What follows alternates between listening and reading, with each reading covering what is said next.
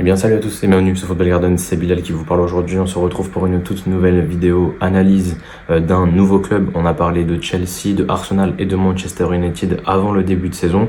Et comme c'est la trêve et qu'on s'ennuie un petit peu, je me suis dit qu'on allait peut-être parler d'un quatrième club. Et on parlera sûrement d'un cinquième et d'un sixième club et même plus pendant la trêve si j'ai le temps. Mais au moins parler de ce club-là parce que c'est le club qui honnêtement a fait le mercato qui m'intéresse le plus. Et on va parler forcément de Liverpool. Du coup, installez-vous confortablement et bienvenue sur Football Garden. N'hésitez pas à vous abonner, à lâcher un like et à commenter la vidéo. On vise les 5000 abonnés avant la fin de l'année. Donc voilà, je vous fais confiance et j'espère que ça va passer. On est déjà 4300. On a fait 30% du chemin. Du coup, comme je l'ai dit il y a une minute, j'ai déjà fait 3 épisodes sur Chelsea, Arsenal et Manchester United. Donc pour ceux qui n'auraient pas vu ces 3 vidéos-là, je vous invite à aller les voir. Vous allez soit vous scroller dans les vidéos, hein, c'était il n'y a pas si longtemps que ça, je pense qu'il y a peut-être 2 vidéos entre le moment où je tourne cette vidéo que vous voyez et le moment où il y a la vidéo sur Manchester United qui est sortie, et les 3 vidéos se sont enchaînées. Chelsea, Arsenal, United, les 3 se sont enchaînés. Donc voilà, n'hésitez pas à aller les voir, et au pire si vous galérez, vous allez dans les playlists saison 2025-2026 et vous allez les trouver. Voilà, comme ça vous aurez mon avis sur les 3 autres clubs et maintenant vous avez mon avis sur Liverpool. Je fais cette vidéo maintenant parce que je vais vous sortir dimanche normalement une vidéo prédiction du classement de la Première Ligue. Et forcément, là aujourd'hui, je vais pas vous spoil l'endroit où je vais les placer, simplement parce que vous le saurez dimanche. Et donc, il y aura pas vraiment d'analyse. Pour ceux qui avaient vu les 3 premiers épisodes, vous avez vu qu'à la fin, je donnais un peu mon avis sur ce qu'allait donner le club, etc. Là, je vais moins le faire dans cette vidéo-là, forcément. Il y a une vidéo prédit qui sort dans 3 jours. Et je vais pas spoil ma vidéo, forcément. Et vous verrez dans 3 jours ce que j'en pense. Mais aujourd'hui, on va vraiment faire un état des lieux du club. Parler d'abord des départs et des arrivées. Puis ensuite d'un petit bilan du début de saison, entre guillemets, étant donné que j'ai vu les 4 matchs de Liverpool qui ont été joués pour le moment. Et ensuite, on parlera un petit peu tactique, hein. J'ai déjà mis le tactical board sur mon ordinateur et on en parlera juste après. En tout cas, voilà, on commence, on perd pas plus de temps, c'est parti. Et on démarre simplement avec les départs côté Liverpool, et il y en a quand même pas mal. Il y en a pas mal et ça c'est un point très positif. C'est vrai que sur les 2 derniers épisodes, on avait parlé de Arsenal et Manchester United. Manchester United s'est géré sur la fin. C'est vrai qu'au moment où je l'ai sorti, ils avaient fait 0 € de vente. Aujourd'hui, on se situe à peu près à 80 millions grâce notamment au retour de prêt de Jadon Sancho de Chelsea, également grâce à la vente de Anthony au Real Betis et aussi celle de Garnacho à Chelsea. Donc entre-temps, ils se sont gérés. Ils se sont gérés United au niveau des ventes, mais c'est vrai qu'on avait parlé de 2 clubs qui avaient fait respectivement 0 et 8 millions de ventes, et pour Arsenal ça n'a quasi pas bougé, je crois qu'ils ont fait 2 millions de plus, mais voilà. Et aujourd'hui on parle d'un club qui a tout de même fait 220 millions de ventes, quasiment 219,5, vous le voyez apparaître à l'écran, avec pas mal de ventes. Et on a quelques prêts aussi. Harvey Elliott, on a un prêt avec obligation d'achat du côté d'Aston Villa à hauteur de 35 millions de pounds, donc c'est très bien vendu pour le coup, mais ça ne compte pas dans le bilan comptable de cette saison, ça comptera dans celui de l'année prochaine. On a également le prêt de Tsimikas à la Roma, là je sais pas, j'ai pas vu s'il y avait une option d'achat ou quoi, vous me le direz dans les commentaires. On a une vente de Nat Phillips pour 3,5 millions à West Brom. Voilà, c'est pas un joueur qui était niveau Première Ligue, donc c'est quand même plutôt bien vendu aussi, surtout qu'il a 28 ans. Morton à Lyon pour 10 millions, je trouve que Liverpool aurait pu en tirer un petit peu plus, notamment au vu du début de saison de Morton du côté de Lyon, qui fait de très bons matchs. Donc je pense qu'ils auraient peut-être pu en tirer entre 5 et 10 millions de plus. Mais voilà, ça reste quand même une vente honnête. Trent, très très bien vendu, il était à 6 mois de la fin de son, même à 1 mois de la fin de son contrat, et arrive à en tirer 10 millions pour que le Real puisse jouer avec lui pour la Coupe du Monde des clubs, c'est très bien. Kelleher, pour moi, c'est une vente qui fait du mal, mais d'un autre côté, c'était logique. C'était logique parce que voilà, Mamardashvili est arrivé, Alisson est toujours là, et forcément Kelleher, il veut plus de temps de jeu, c'est un très bon gardien, donc c'est logique qu'il parte. 15 millions, peut-être qu'on aurait pu tirer un petit peu plus côté pool, peut-être un petit 20 millions, mais voilà, pour un joueur qui joue très peu, c'est compliqué, même si on l'a vu juste au-dessus, Ben Doak à Bournemouth pour 24 millions d'euros, c'est peut-être une des meilleures ventes de l'été. Ben Doak, je sais même pas s'il a 10 matchs en pro en première ligue, je sais même pas s'il a 10 matchs en pro, je crois qu'il a fait un prêt l'année dernière, mais je suis même pas sûr. Mais Ben Doak, je sais pas s'il a 10 matchs en pro. Il a été vendu quasiment 25 millions. C'est énorme, immensément bien vendu par Liverpool. Ensuite, on a Jarell Quansah vendu effectivement du côté de Leverkusen pour 35 millions d'euros. Et enfin, les 2 grosses ventes de l'été, Darwin Nunez à Al Hilal pour 53 millions et Luis Diaz au Bayern pour 70-75 millions. Je crois que c'est plutôt 75 millions J'avais vu de Fabrizio Romano, mais là c'est 70 sur Transfermarkt. Et donc du coup, un total de 219,5 millions. C'est une excellente fenêtre de mercato au niveau des ventes, et franchement Liverpool s'est très très bien géré de ce point de vue-là, parce que on l'a vu, on va le voir juste après, ils se sont extrêmement bien renforcés avec des joueurs de renom, mais ils ont aussi fait l'autre étape, c'est-à-dire se libérer de pas mal de joueurs, libérer de la masse salariale, libérer de l'argent, voilà, on va pas se mentir, ça va leur donner aussi des sous pour pouvoir recruter. Évidemment, je vais pas vous faire un cours de comptabilité, mais dans le football, une vente sur un exercice comptable, il est compté à 100% en une seule fois. Donc par exemple, si je te donne l'exemple de Luis Diaz, Luis Diaz a rapporté cet été 70 millions comptablement dans les caisses de Liverpool. Mais à l'inverse, et c'est là où on passe directement aux arrivées, si je prends par exemple le plus gros, à savoir Alexander Isak, il a un contrat de 5 ans, les 145 millions d'euros dépensés par Pool seront étalés sur 5 ans comptablement. Ce qui fait, bon là j'ai le calcul en tête, on va dire que c'est un peu moins de 30 millions. Cet été, Liverpool a payé un peu moins de 30 millions. À Newcastle, ils ont payé environ 28 millions comptablement évidemment, parce que oui, ils vont envoyer les 145, mais ce qu'ils vont donner dans le bilan comptable à la fin de l'année, c'est que cet été, ils ont payé 28 millions pour Alexander Isak, l'été prochain, ils paieront 28 et ainsi de suite. Donc du coup, si tu fais ça pour tous les joueurs, tu te rends compte que seule la vente de Luis Diaz peut permettre, par exemple, de pouvoir signer Isak, Wirtz et Ekitike en même temps, parce que tu arrives à peu près à 70 millions en ayant recruté les trois. C'est ce que tu vas donner cet été au fair play financier, etc. Tu vas leur dire, ok, cet été, on a vendu Luis Diaz pour 70 millions et en échange, cet été, on va payer 70 millions sur Isak, sur Wirtz, sur Ekitike. Du coup, t'es pas en négatif. Après, évidemment, ça, c'est une formule qui est compliquée parce que dans le cas de Liverpool, faudrait que tu vendes un joueur 70 millions d'euros chaque été pour pouvoir rentabiliser en fait et pour pouvoir ne pas être dans le rouge. Mais c'est pour ça qu'il n'y a pas que Luis Diaz et qu'il y a 220 millions de ventes, c'est énorme. C'est très très bien vendu et très très bien pensé de la part des dirigeants de Liverpool. Du coup, les arrivées, on y vient. Isak, 145 millions en top recrue. Évidemment, vous voyez mon maillot juste là. Je vais le floquer Isak dans la journée là. Donc voilà, Isak. Wirtz à 125 millions, évidemment au début de saison très compliqué de sa part, mais on n'en doute pas, c'est un joueur d'immense qualité, il a 22 ans, il est très jeune. Et Ekitike, gros début de saison avec Pool, on va voir comment ça va se déverrouiller, débloquer avec Isak, niveau temps de jeu, etc. Mais son début de saison laisse vraiment penser que il mériterait d'être titulaire à Liverpool. Milos Kerkez, on a eu du bon et du moins bon depuis le début de saison, mais on a eu un très gros match contre Arsenal notamment, et je pense qu'il va monter en puissance, tout comme Jérémy Frimpong, en espérant qu'il revienne de blessure rapidement.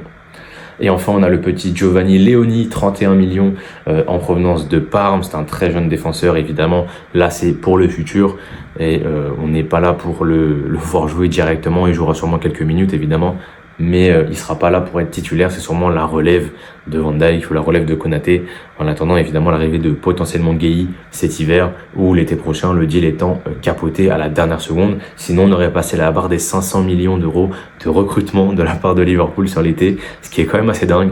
Mais voilà, 482,9 dépensés. On est donc sur une balance totale de moins 263 millions d'euros. Et c'est pas le pire parce que Arsenal a une balance totale pire que celle de Liverpool, mais Liverpool a la deuxième pire balance totale du monde. Voilà, du monde là pour le coup.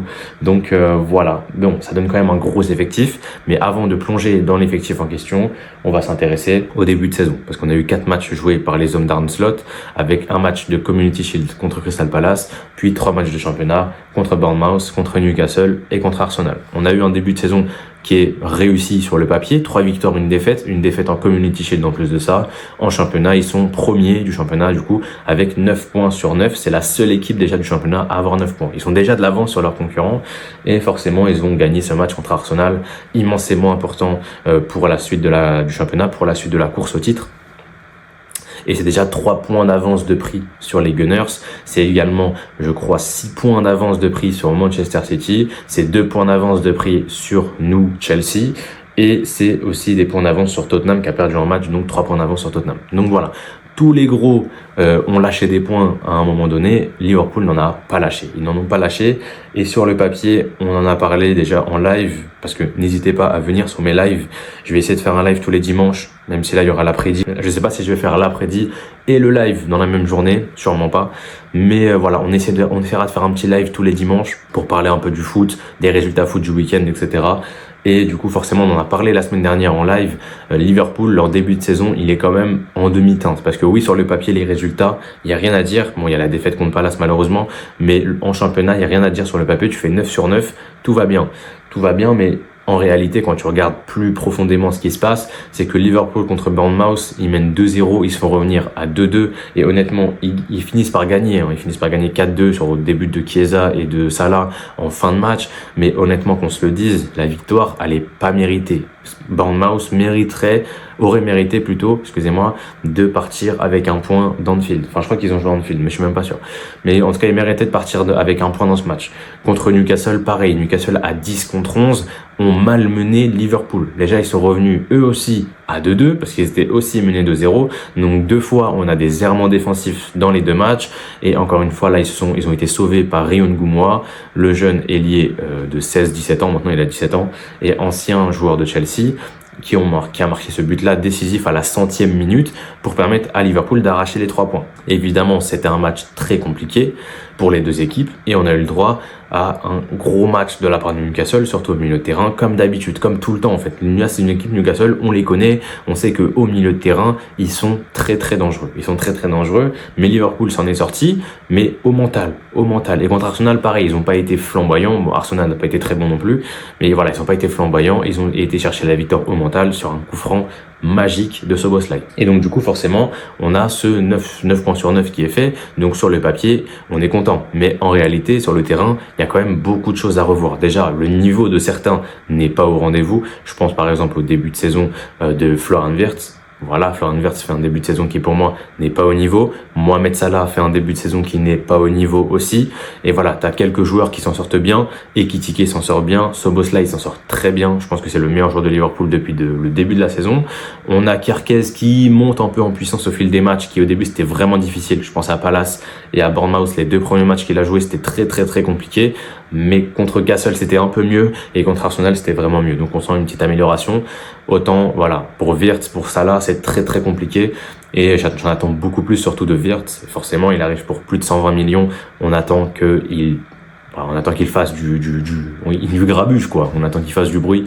Mais pour le moment il est un peu pétrifié, voilà. Il est un peu pétrifié par la première ligue, mais ça va venir, je pense. Du coup, voilà. Vous avez le tactical board à l'écran, les amis, avec cette compo en 4-2-3-1 à peu près de poule, avec forcément Alisson dans les buts, Van Dijk, Konaté en défense centrale, Frimpong à droite, Kerkez à gauche, Gravenberch au milieu de terrain avec Alexis McAllister, Florian Wirtz en numéro 10, Gakpo à gauche et Salah à droite. Avec forcément, moi j'ai mis Isaac, mais c'est vrai que j'ai oublié de mettre les remplaçants. Il y a également évidemment Ekitike qui est là, on va le rajouter manuellement tout de suite. Mais voilà, tu as Ekitike qui vient avec son numéro 22, je crois, si je dis pas de bêtises, être forcément avec Isaac. Donc ça c'est déjà le premier point, donc on va parler directement d'entrée de jeu. Isaac et Ekitike, comment faire jouer les deux? Forcément, déjà, Ekitike, c'est un joueur qui peut jouer à plusieurs rôles. On l'a vu notamment jouer en second attaquant derrière Marmouche à Francfort. Donc, c'est un attaquant qui est capable de jouer dans une attaque à 2. Isaac a déjà joué aussi dans une attaque à 2 de souvenir avec Callum Wilson à côté de lui, si je dis pas de bêtises. Mais c'était quand même assez rare. Dans tous les cas, Ekitike est capable de ça. Ekitike peut même jouer sur un côté, dans un demi-espace. Forcément, si on le fait jouer ici, ça peut permettre également à Kerkez de dédoubler et d'avoir un joueur qui rentre dans l'axe, ce que fait déjà Gakpo. Gakpo rentre beaucoup dans l'axe. Mais Ekitike en est également capable. On a forcément aussi la possibilité de le faire jouer dans le cœur du jeu. Encore une fois, c'est pas son poste préférentiel et forcément tu as déjà un joueur de la qualité de Florian Wirtz, mais la réalité c'est que Ekitike est un joueur qui peut jouer à peu près partout et forcément soit t'imagines un nouveau système pour poule où tu vas allier Isaac et Ekitike, soit tu fais le choix d'en mettre un sur le banc. Et pour moi celui qui va aller sur le banc, c'est malheureux pour lui parce que son début de saison est très réussi, mais Hugo Ekitike aujourd'hui n'a pas l'aura d'un Alexander Isak. Alexander Isak c'est 23 buts en première ligue l'année dernière, 29 goals et assists juste en PL si on compte les assists, donc forcément on est sur un joueur qui est très très complet et beaucoup plus affirmé, beaucoup plus il est beaucoup plus présent en première ligue. On l'a plus vu que Ekitike qui a pour le moment joué 3 matchs. Et même si pour moi, ces 3 matchs sont très intéressants, bah, de l'autre côté, tu as un joueur qui a joué à peu près 100 matchs de PL, un peu moins, il a joué 60-70 matchs, mais dans tous les cas, qui a joué un certain nombre de matchs en première ligue et qui s'est déjà instauré comme étant le meilleur ou dans le top 3 des meilleurs 9 de première ligue. Pour moi, c'est le meilleur. Voilà, je l'ai souvent dit sur la chaîne, dès que je faisais un débrief de Chelsea contre Castle, dès que je parlais d'Alexander Isak, je l'ai toujours dit que pour moi, Alexander Isak, c'était le meilleur numéro 9 de Première Ligue. Et là, avec ce move à Liverpool, il va juste peut-être devenir un top 3, top 2 à son poste dans le monde. Enfin voilà, va falloir aussi penser à ça. Maintenant qu'il est à Poole, il y aura vraiment une certaine influence médiatique qui va être beaucoup plus présente qu'à Newcastle et on va beaucoup plus le voir. Et forcément, si en LDC, il commence à te caler des grosses perfs, bah, le monde va apprendre à connaître Alexander Isak. Le monde qui ne regarde pas forcément la première ligue va apprendre à connaître ce nouveau visage du football mondial. Donc voilà, Alexander Isak sera titulaire, évidemment, pour moi. C'est malheureux, encore une fois, pour Ekitike, mais malheureusement, c'est comme ça, on peut pas y faire grand chose. Je crois que McAllister est numéro 10, si je dis pas de bêtises, plutôt. Ouais, et le numéro 8, c'est Szoboszlai. Szoboszlai, dont on va en parler maintenant, hein, forcément. Tac, tac. Et on va juste écrire Zobo, parce que j'ai un peu la flemme, je ne sais plus exactement comment on dit son prénom. Szoboszlai, les amis, depuis que j'ai ouvert les yeux. Voilà, en fait. Merci à Slot pour m'avoir fait ouvrir les yeux. Frimpong étant blessé, il a mis Szoboszlai latéral droit. C'est fabuleux. C'est fabuleux. Non, franchement, Szoboszlai latéral droit, c'est très, très, très fort. Mais moi, ce que je pensais au départ, bah, je vais vous le faire ici. Moi, quand je vois Szoboszlai latéral droit pour la première fois, du coup, c'était contre Newcastle, je crois. Moi, dans ma tête, forcément, c'était pas McAllister ici, hein. C'était un autre joueur parce que McAllister était pas là. Mais je me suis dit que quand McAllister serait là, on serait sur un scénario où concrètement, quand on a le ballon, Szoboszlai, il va pas rester là. Genre, en fait, pour moi, ça n'avait aucun sens. Mais finalement, si, ça a du sens. Mais moi, ce que j'imaginais, c'était du coup, avec ballon, d'avoir un McAllister qui monte ici, d'avoir du coup une ligne de 4 avec McAllister, Wirtz, Salah et Gakpo, avec du coup Gravenberch qui vient ici et Zobo qui rentre dans l'axe. Et on aurait du coup une défense à 3 avec Konaté, avec Van Dijk et avec Kerkez qui du coup forcément resterait à l'arrière. Et on aurait du coup un espèce de 3-2-4-1 avec ce milieu en carré qu'on voit souvent notamment du côté de Maresca et de Pep. Et je me suis dit, bon bah voilà, c'est pour moi Szoboszlai latéral droit, tu joues comme ça. Mais au final, je me rends compte que Liverpool ne joue pas comme ça. Liverpool ne joue pas comme ça du tout. Et on a vu notamment avec la hitmap de Szoboszlai, je vais vous l'afficher, contre Arsenal, il était vraiment sur le côté. Il n'est pas rentré dans l'axe. Il n'a pas inversé. Et c'est vrai que moi, forcément, comme je regarde beaucoup Chelsea, voilà, je mange les matchs de Chelsea depuis des années. Mais en tout cas, depuis que Maresca est là, j'ai pris l'habitude de voir un latéral inversé au milieu de terrain, surtout si c'est de base un milieu de terrain. Donc je pense à des Caicedo, il y a Isugu aussi qui avait été recruté pour ça. Et même des fois, il fait inverser Gusto, il fait inverser James, il fait inverser Cucurella. Donc forcément, moi, dans ma tête, quand un joueur est sur le côté, et surtout quand c'est un joueur qui peut rentrer dans le milieu de terrain, ou qu'il veut rentrer dans le milieu de terrain parce que c'est son poste de base, pour moi, le plus intéressant, c'est de le faire rentrer dans l'axe. Mais la réalité, c'est que Szoboszlai, il est vraiment latéral droit strict avec Slot. Et c'est pas plus mal. C'est honnêtement pas plus mal parce que défensivement, je le trouve impérial. Et contre Arsenal, il a mis, je crois que c'était Martinelli sur son côté, il a mis Martinelli à l'amende tout le match, en plus d'avoir marqué un très beau but. Et moi, voilà, je l'avais dit notamment sur le live de David de French PL. Il y a quelques semaines, on avait fait un live où on parlait un petit peu des recrutements, etc. Et on parlait justement de Liverpool. Et dans le live, il y avait notamment Axel qui me disait que il aimait beaucoup le joueur de Szoboszlai, qu'il avait un gros impact physique, etc. Et moi, j'avais notamment dit que Szoboszlai, oui, dans l'impact physique, je le trouvais très impressionnant, mais c'est pas ce pourquoi Liverpool l'avait recruté à la base. On avait besoin de lui comme vraiment un vrai apport offensif qui, pour moi, était insuffisant au vu de ses 2 premières saisons à Poole, surtout après ce qu'il a montré à Leipzig. Donc forcément, moi, quand il arrive à Poole, je m'attends à ce que ce soit un joueur offensif qui vient claquer 15, 20, 25 goals et assists dans la saison. Pour moi, c'était assez logique. Au final, on n'a pas du tout eu ça. On a eu un joueur qui brillait notamment par son apport physique, brillait par son pressing, brillait par son jeu défensif, mais beaucoup moins par son jeu offensif, beaucoup moins par ses stats, forcément, et beaucoup moins par sa finition. Et du coup, forcément, aujourd'hui, avec un Szoboszlai qui est latéral droit, qui est beaucoup plus bas sur le terrain, je m'attends pas à ce que Szoboszlai ait un réel apport offensif. Et dans ces moments-là, forcément, avoir un Szoboszlai qui n'a pas un apport offensif à avoir, etc., et dont on n'attend pas forcément de lui d'avoir cette lumière-là, de rapporter des points à Liverpool offensivement, parce que tu as des autres armes maintenant, tu as Florian Wirtz, tu as Salah, tu as Gakpo, tu as Isak maintenant, tu as Ekitike, T'as de très très bons joueurs offensivement, t'as des Chiesa, des Ngoumoua, etc. qui peuvent apporter. Donc forcément, Szoboszlai, on lui demande plus tant que ça d'apporter offensivement parce qu'il y a déjà des armes devant lui. Ce qu'il y avait beaucoup moins l'année dernière, par exemple. Et aujourd'hui, avoir un Szoboszlai plus bas te permet non seulement de pouvoir profiter de tous ces efforts défensifs qu'il fait, de son jeu sans ballon, de son jeu défensif, de son apport physique, ce qu'il apporte en fait à Liverpool depuis qu'il est arrivé. Là, aujourd'hui, c'est beaucoup plus accurate que ces 2 dernières saisons. Là, ce qu'on va lui demander, c'est justement de jouer sur ses points forts. Et on va lui dire, laisse tomber, t'inquiète, le jeu offensif, il y a d'autres gens qui vont gérer. Et là, moi, personnellement, j'ai aucun problème à voir Szoboszlai jouer latéral droit, / numéro 6, / voilà, des postes défensifs. Parce que là, à ce poste-là, on lui demandera pas d'apporter offensivement, mais défensivement. Et défensivement, il a été impérial sur les 2 matchs qu'il a joué à droite. Donc forcément, moi, je suis très très hypé par Szoboszlai latéral droit et j'espère vraiment, mais vraiment, que Szoboszlai va jouer latéral droit encore. Parce que franchement, je trouve que le poste lui va trop bien. Le poste lui va trop bien. Et honnêtement, si tu mets Szoboszlai latéral droit définitivement, vous m'avez compris quoi. On avait une défense du coup à 4, on va remettre la vraie compo forcément, avec Gravenberch et McAllister et Florian Wirtz. Ça permet forcément, bon je connais plus son numéro, du coup je vais mettre un point d'interrogation, tac. Et ça permet du coup à Frimpong, qui est là, de pouvoir jouer également sur ses qualités. Et tu peux limite le faire jouer au poste de Mohamed Salah. Il n'y a aucun problème, il a déjà joué ailier plein de fois dans sa carrière.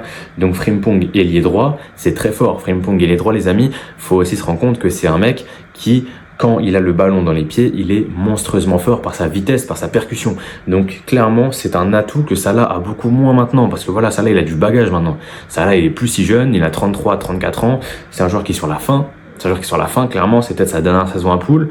Donc, qu'on se le dise, il faut peut-être déjà trouver sa relève. Donc, il y a Ngoumoua, t'as Chiesa, évidemment, mais t'as Frimpong. Frimpong qui, pour moi, peut être une relève parfaite. Et tu peux jouer comme ça. Et avoir Frimpong aussi haut sur le terrain, ça te permet aussi d'avoir une meilleure solidité derrière. Ce que tu n'avais pas lorsque Frimpong était titulaire, forcément, latéral droit. Parce qu'il était tellement haut que le temps qu'il redescende, il y avait des espaces dans son dos qui se créaient. Et forcément, c'était un peu chiant pour la défense. Donc, voilà, Frimpong, pour jouer à cette position-là, pour moi, c'est très accurate. Donc j'espère vraiment, mais vraiment que Slot va garder Szoboszlai latéral droit. En sélection avec la Hongrie, s'il veut jouer en 10, aucun problème, fais-toi plaisir. Mais avec Liverpool, s'il te plaît, reste latéral droit. Reste latéral droit parce que t'es vraiment trop fort. T'es vraiment trop fort à ce poste-là. Et pour moi, c'est le meilleur joueur de poule depuis le début de saison. Largement, mais largement.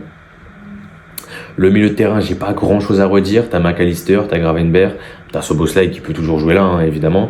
Et t'as également, Wataru Endo qui est là, Curtis Jones qui est là aussi. Donc au milieu de terrain, t'as suffisamment d'armes pour être très bien, même en cas de blessure, en cas de suspension, etc. Un joueur comme Curtis Jones, un joueur comme Wataru Endo sur le banc, c'est ultra intéressant et ultra important. Donc ça, c'est rien à dire au niveau du milieu de terrain. Liverpool sont très bien, ils sont très bien sécurisés. Et voilà. Et derrière, au poste de Kerkez, on a toujours Robertson. Donc ça, c'est très intéressant. Robertson, même s'il est moins fort qu'à son prime, ça reste quand même un bon joueur. Maintenant, moi, j'ai juste un dernier doute, c'est en défense centrale. Autant j'ai pas de doute pour la défense centrale là, Van Dijk, Konaté, c'est très fort. Mais maintenant, la vraie question, c'est si demain Van Dijk se blesse, qu'est-ce que tu fais? Van Dijk se blesse, tu fais jouer le petit Léoni. Ou alors tu fais jouer Gomez. Et dans un monde, bien sûr, il n'est pas numéro 15. Je vais changer son numéro, je vais mettre un point d'interrogation, je ne me souviens plus exactement des numéros. Mais voilà, t'as Gomez. Et imaginons, pire des cas, le scénario cauchemar ultime, Konaté et Van Dijk sont pas là. Tu te retrouves avec une défense centrale, Gomez-Léoni. Tac. Tu te retrouves avec une défense centrale, Gomez-Léoni. Et honnêtement, Gomez-Léoni, c'est très short. C'est très short. Quand tu veux jouer le titre, avoir une défense centrale, Gomez-Léoni, c'est compliqué, surtout quand déjà à droite, imaginons que Zobo ne joue plus latéral droit parce que Slot se dit que Frimpong est revenu, je le refais jouer à son poste. Avoir une défense à 4, Kerkez, Gomez, Léoni, Frimpong, pour une équipe qui veut jouer le titre, pour moi c'est trop léger. C'est beaucoup trop léger. et ça ne va pas le faire. Donc c'est pour ça que Marc Guéhi, pour moi, c'était ultra intéressant à faire parce que voilà, même avec une blessure, tu gardes un taulier en défense centrale et avoir Léoni, même s'il est très jeune, jouer en PL, enchaîner les minutes, mais avoir Marc Guéhi à côté de lui ou Van Dijk ou Konaté, bah honnêtement, c'est ultra intéressant pour lui aussi, c'est ultra bénéfique et un jeune apprend à côté d'un taulier. Donc que ce soit Guéhi, que ce soit Van Dijk, que ce soit Konaté, c'est 3 défenseurs qui vont lui apporter de l'expérience. Guéhi n'est pas encore là, mais Gomez est là. Évidemment, Gomez a aussi de l'expérience, rien à dire là-dessus, mais c'est pas la même chose. C'est pas la même chose et honnêtement, au niveau de la qualité du joueur, c'est pas du tout la même. Et là, aujourd'hui, ce qui se passe, c'est que si demain, Van Dijk et Konaté ne sont pas là, peut-être ils sont blessés, ils sont suspendus, voilà, on sait pas. Gomez, Léoni sur un terrain de football, pour moi, ça va pas le faire. Pour moi, ça va pas le faire. Après, tu peux toujours tenter un Endo défenseur central à la place de Gomez pour essayer d'apporter un peu d'expérience. Mais bon, je suis pas non plus ultra fan. Donc, c'est vrai que la couverture en défense centrale pour moi est peut-être pas suffisante. Maintenant, voilà, Van Dijk, Konaté, c'est des joueurs qui se blessent quand même assez peu sur ces derniers temps. Surtout Van Dijk. Donc, voilà, à la limite, même si t'as Van Dijk, Léoni, bon, c'est pas un scandale. Ou si t'as Konaté, Léoni, c'est pas un scandale. Faut juste espérer que les deux, enfin Van Dijk et Konaté, ne se blessent pas en même temps, ou alors ne sont pas absents en même temps. Mais en tout cas, voilà, côté Liverpool, je trouve qu'on a un effectif qui est ultra fort, et j'aime pas parler de Rio, forcément, qu'on peut faire jouer ici à la place de Gakpo côté gauche, Chiesa à droite, voilà, j'ai parlé de Curtis Jones, mais il y avait qui d'autre? C'est qui la doubleur de Wirtz? Attendez, j'ai un trou de mémoire. La doubleur de Wirtz. Attendez, on va la regarder en direct.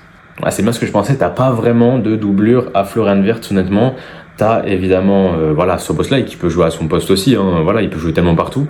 Mais c'est vrai que si Szoboszlai est déjà sur le terrain avec Wirtz, bah si tu fais sortir Wirtz et Szoboszlai, bon bah tu fais rentrer qui à la place de Wirtz, forcément. Tu peux faire rentrer Curtis Jones un peu plus haut, tu peux faire monter McAllister aussi un peu plus haut et faire rentrer par exemple Wataru Endo à la place de McAllister. Mais dans tous les cas, c'est vrai que t'as pas vraiment de réelle doublure à Florian Wirtz. Et ça, c'est un petit peu relou. Et surtout, vu que Wirtz n'est pas dans son meilleur niveau, avoir aucun joueur de son niveau, enfin aucun joueur d'un top niveau qui peut le remplacer, ça va pas forcément le booster à faire beaucoup mieux. Donc on espère pour lui que ça va aller vite de l'avant et qu'il va vite commencer à bien performer. Mais c'est vrai qu'il n'y a pas vraiment de réelle doublure à Florian Wirtz. Donc voilà, si je devais donner des points faibles entre guillemets à cet effectif-là, ce serait évidemment du coup, comme je l'ai dit juste avant, la couverture en défense centrale avec forcément 2 tauliers certes, mais les 2 joueurs derrière pour moi sont pas encore au niveau / pas au niveau du tout parce que pour moi Gomez est pas au niveau. Qu'est-ce qu'on a là? On a Frimpong. Ah bah j'avais mis la Frimpong. Attendez, je suis en ouf. J'avais déjà ramené Frimpong. Ok, je me suis trompé. Tac. Avoir Frimpong à droite ici, je suis pas super fan. Je préférerais l'avoir ici. Donc s'il joue là, évidemment avoir Frimpong latéral droit, c'est une faiblesse entre guillemets pour l'effectif au global parce que quand il va monter, bah, l'espace qu'il y aura dans son dos sera énorme. Donc voilà. Après si tu fais jouer ce boss là ici, là d'un coup on a beaucoup moins cette faiblesse. Et enfin, on n'a pas vraiment de vraie doublure à Florian Wirtz, si ce n'est Szoboszlai, qui est déjà intéressant à un autre endroit sur le terrain, donc c'est un petit peu plus compliqué. En tout cas, voilà, au niveau des points forts, forcément, une doublette, Isak et Kitike, c'est monstrueux. Gakpo à gauche avec le petit Rio, c'est très intéressant. Salah, Chiesa, très intéressant, avec Frimpong aussi, très intéressant. T'as une grosse couverture offensive hors Wirtz. Au milieu de terrain, t'es bien. Voilà, t'as du Endo, t'as du Jones, t'as même Bajcetic, là, qui est le petit de Poul. Ici, t'as Kerkez Robertson, la doublette est vraiment bien. Et Alisson Mamardashvili, j'ai rien à dire, c'est peut-être une des meilleures doublettes de gardiens en première ligue. Donc voilà, on a un effectif qui est bien structuré, à qui il manque peut-être pour moi un défenseur central et potentiellement une petite doublure à Florian Wirtz. Voilà, surtout si tu veux faire jouer Szoboszlai plus bas sur le terrain. Pour moi, il faut quand même trouver un joueur, peut-être pas forcément un gros joueur, hein, mais juste même tu vois un joueur niveau Justin Kluivert par exemple de Bournemouth. C'est un joueur qui va apporter en sortie de banc. C'est un joueur, typiquement un joueur que Liverpool avait il y a quelques saisons, Fabio Carvalho. Je pense que dans ce Liverpool-là, en doublure de Florian Wirtz, ça pourrait faire le taf. Un joueur qui a la dalle, qui rentre pour être super sub, mais qui peut prendre la place de Wirtz entre gros guillemets, évidemment. Mais si Wirtz est nul, et que de notre côté, t'as ton autre joueur, ta doublure, qui est forte, bah forcément, il y a un moment où ça va s'équilibrer, et même que la doublure va passer devant le titulaire. En tout cas, voilà les amis, on arrive au bout de cette vidéo. N'hésitez pas, encore une fois, à vous abonner, à liker et à partager cette vidéo autour de vous, les amis. On espère, encore une fois, aller chercher la barre des 5000 abonnés. Donc, si vous êtes supporter des Reds, n'hésitez pas à vous vous abonner à cette chaîne les amis et aller regarder le reste de mon contenu. Je parle de Chelsea en majorité parce que voilà, c'est vrai que c'est mon club de cœur à moi, mais cette saison franchement je m'engage à parler beaucoup plus des autres clubs. Voilà, je vous dis la vérité, je vous spoil, mais normalement on a une vidéo sur le Real Madrid dans le même style du coup que là avec Liverpool qui sort la semaine prochaine, et on va faire également des lives évidemment. Je vous le tease maintenant, je suis vraiment pas encore sûr de le faire, mais on aura sûrement des soirées LDC en live, voilà, donc le mardi et le mercredi, on verra ça, mais en tout cas je m'engage au moins à faire au moins un ou deux sur les 6 premiers matchs de championnat, enfin les 6 premiers matchs de la phase de championnat de LDC, parce que les 2 derniers matchs se jouent en janvier 2026. Donc voilà, je crois qu'il y a un gap de genre 3 semaines entre la 6e et la 7e journée. Mais en tout cas, voilà. C'est tout ce que j'avais à vous dire. Live LDC au moins 2 fois sur les 6 premiers matchs, voire plus si possible. Et on va essayer de faire des lives tous les dimanches et parler de plus de clubs que surtout Chelsea comme je fais ces derniers temps. Là, on a une vidéo sur Arsenal qui est sortie, Liverpool qui sort maintenant, United qui est sorti, et on a également la prédit Première Ligue. Donc forcément là, ça concerne tous les clubs de PL. On va parler du Real, on va peut-être parler du Barça également, forcément adversaire de Chelsea en plus de ça. Donc forcément ça m'intéresse d'en parler. Et voilà, on se retrouve en tout cas dimanche pour la prédiction du classement de Première Ligue. C'était Bilal, portez-vous bien et la paix sur vous.